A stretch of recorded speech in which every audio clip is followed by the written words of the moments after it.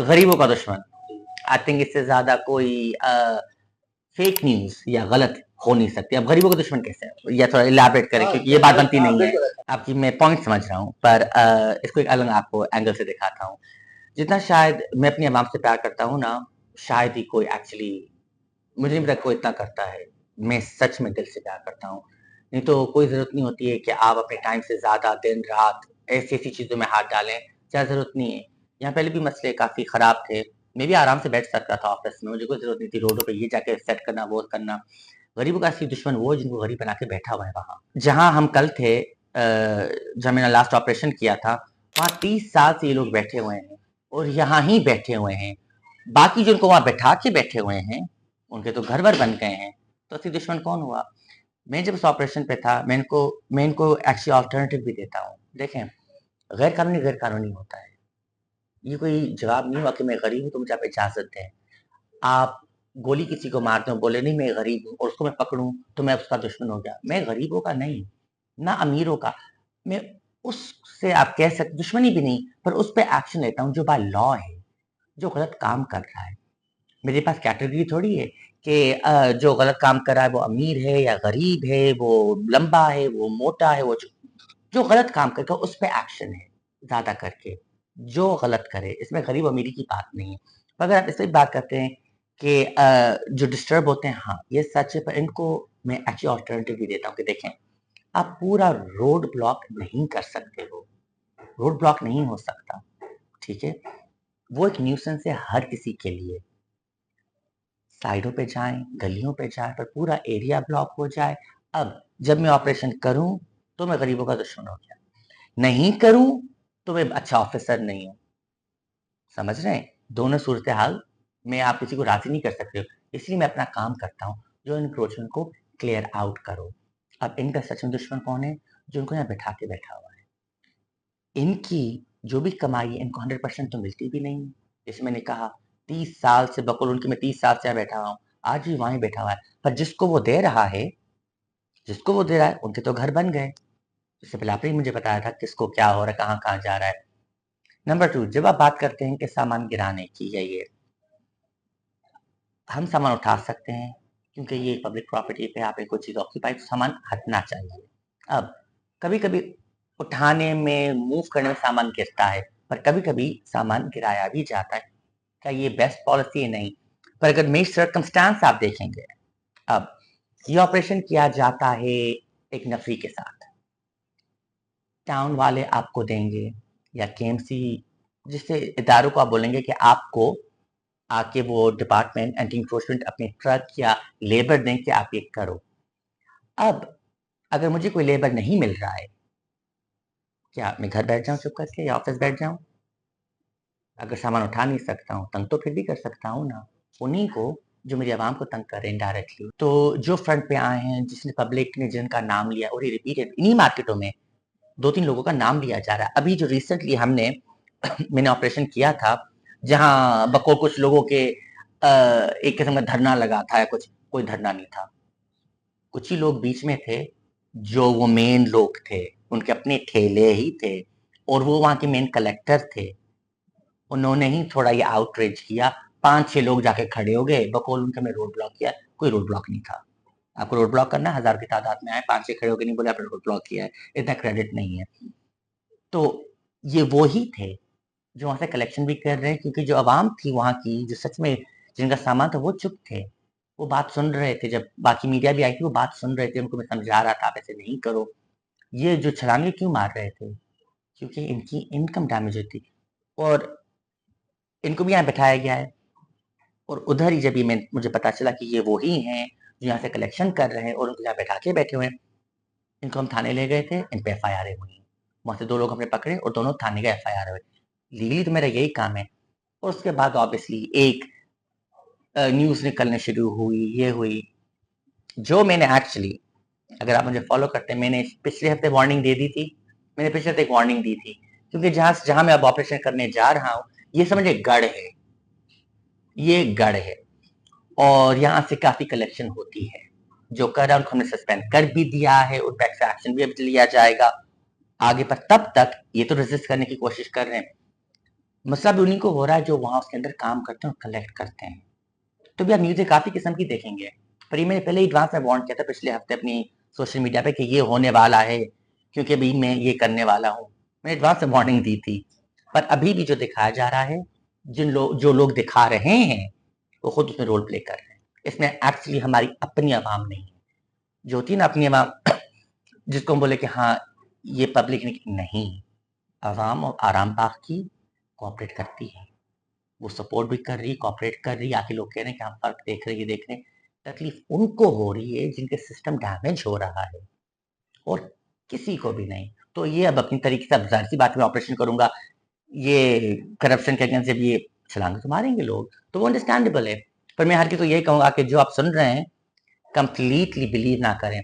अच्छा, आपने ये नोट किया कि ये जो मैं ऑपरेशन कर रहा था, इसमें कोई मेरे साथ वो क्यों नहीं थी, एजेंसी साथ क्यों नहीं थी? अच्छा, ये तो एक्चुअली गुड भी है, ऐसी बात नहीं है। ऐसे जो थाने हैं वो तो इट्स वेरी गुड एक्चुअली।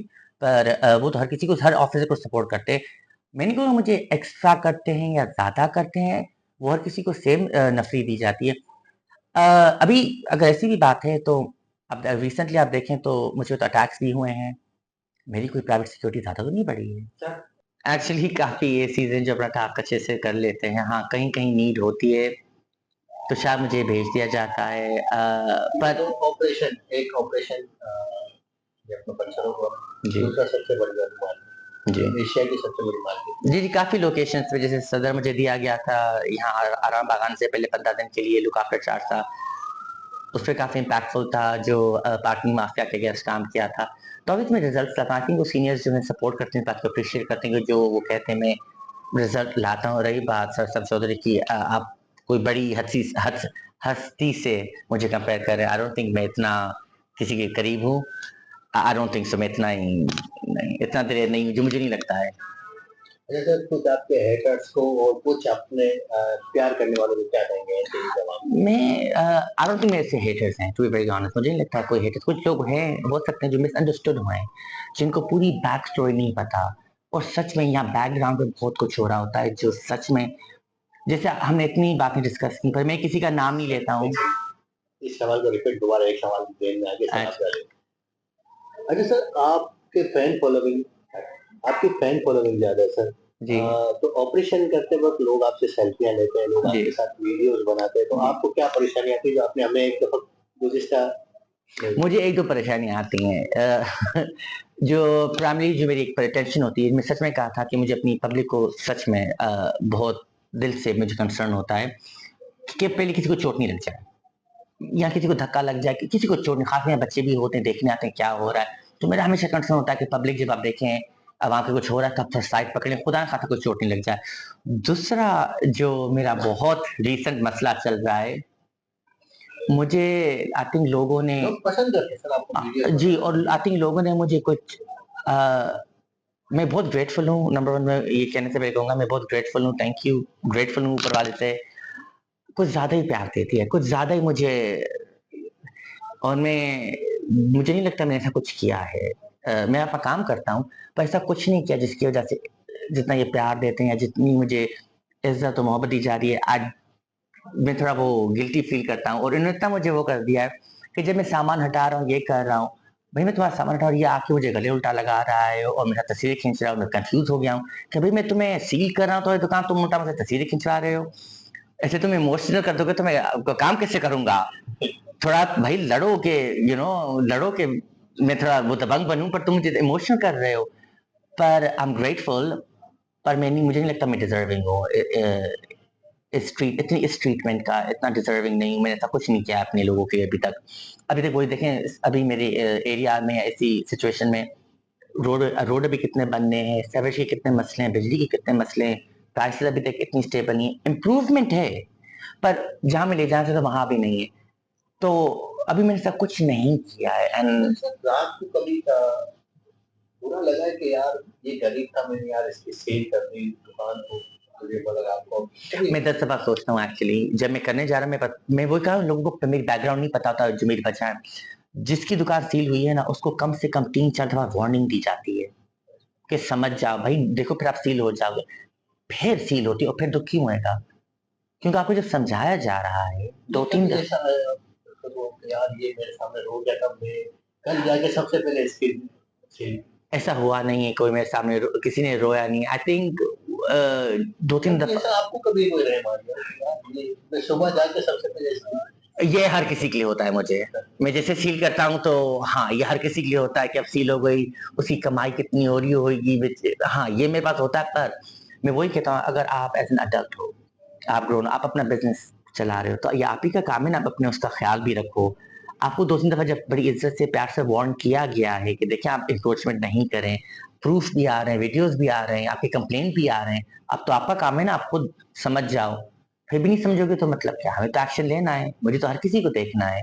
तो खुशी नहीं होती करते हुए, पर ये मुझे होता है कि आपको मैंने देखो समझाया था 2-3 दफा, एक दफा भी नहीं, पर आपने खुद बातें समझी। अब लास्ट एंडिंग के आवाम को सर क्या कहेंगे? तो जैसे आप पूछ रहे थे कि मुझे नहीं लगता यहाँ हेटर्स हो सकते हैं, कुछ लोग जो मिसअंडरस्टूड हो, जिनको फुल कहानी नहीं पता, काफी को कहानी नहीं पता, काफी चीजें मैं वोकलाइज नहीं करता, मैं एक एक चीज तो डिटेल में नहीं बता सकता हूँ कि बैकग्राउंड पे क्या हो रहा है, किस किस्म के स्ट्रगल्स होते हैं, यहाँ ब्लैकमेल कैसे किया जाता है, आपको तंग कैसे किया जाता है कि आप काम नहीं करो, जितना आप नहीं करोगे इतना कोई और बेनिफिट लेता है पब्लिक के थ्रू। तो मैं नहीं बोलूंगा हेटर, नहीं बोलूंगा कुछ लोग हैं जिनको फुल स्टोरी नहीं पता, एंड शायद कभी फुर्सत में मैं बताऊंगा अभी कि इन डिटेल क्या क्या, पर थोड़ा बहुत मैंने आपको बता दिया कि अगर अगर थोड़ा वो कॉन्फ्लिक्ट आ रहा है तो ये कॉन्फ्लिक्ट कौन कर रहा है, क्यों कर रहा है, और मेरे पास एक ही चीज का वीडियो प्रूफ भी होता है। तो अगर कल भी कोई मेरे कोई भी आदमी या कोई वीडियो लगाता है एक एक चीज का, मेरे पास दूसरी साइड पड़ी हुई है विद रिकॉर्डिंग। पर for all the people who follow me, you guys mean the world to me. I mean वो कह रहा हूँ कि बहुत बहुत प्यार और बहुत इज्जत देती है, और ऐसा मैंने कुछ किया नहीं आप सबने। बस I hope you keep supporting me and keep trusting मी। हमेशा ट्रस्ट कीजिएगा। मैं शायद काफी चीजें करता हूँ, सब समझ नहीं आती है कि क्या कर रहा है, क्यों कर रहा है, पर इसके बैकग्राउंड में बहुत सोच समझ के मैं एक्शन ले रहा हूँ, तो इसकी बैकग्राउंड की स्टोरी बहुत अलग होती है, जो शायद मैं ओपनली बताता नहीं हूँ, किसी का नाम नहीं लेता हूँ, पर बैकग्राउंड स्टोरी बहुत होती है। तो ट्रस्ट क्या करे, नीयत और जो फाइनल रिजल्ट है मेरा पब्लिक के लिए है।